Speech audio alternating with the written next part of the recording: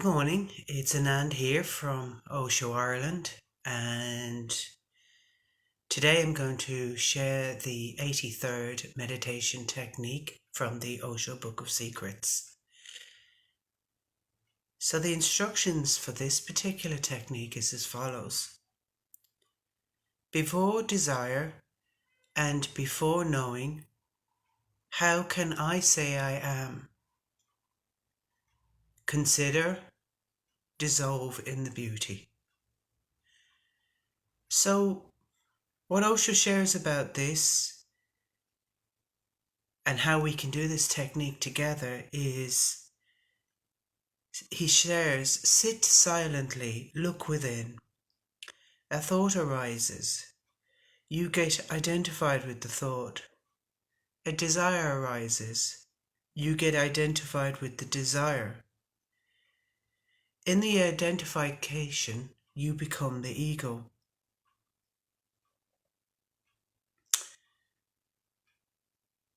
Before desiring and before knowing, there is no ego. So what Osho goes on to say is that this is a very simple technique, and what he suggests and we can do together is where a desire arises, you could be out looking at something, see a house that you want or an item that you want or a person that you want, and you look at it and you get this feeling of desire. And he says, start off by saying loudly, I desire the car, I desire the house, I desire the man or the woman, or whatever it is, or the chocolate cake, or whatever that is. And he says, verbalize everything, speak aloud to yourself, and immediately you will feel different from it and note it. And when he says you become efficient in noting it, then there's no need to say it out aloud. Just note the desire within. Note when the desire arises, look at it, note it, and then note when it disappears. And there's a gap between that desire or thought and the next desire and thought. And that's the bit where our ego is no longer there, because it's a gap. We're not identified.